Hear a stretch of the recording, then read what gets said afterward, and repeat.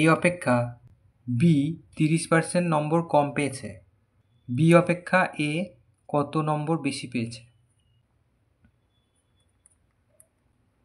তাহলে এখানে আমরা মনে করি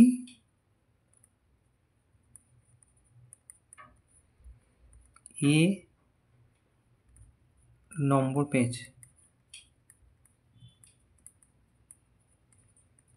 100, তাহলে বি পেয়েছে 30% কম, তার মানে 100-তে 30 কম, তাহলে অতএব বি নম্বর পেয়েছে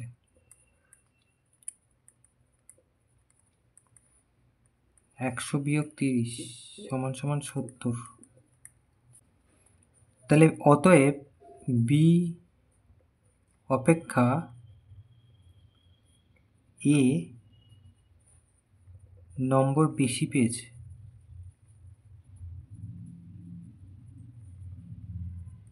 কি লিখব?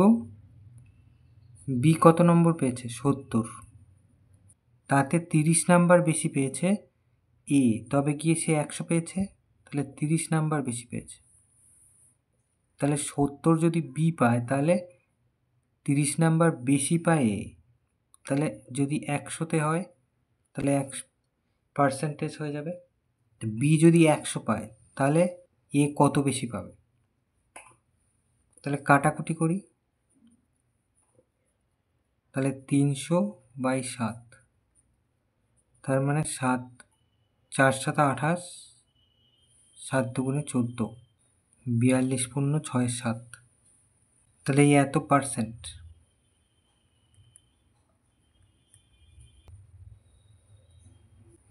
তাহলে এটা উত্তর।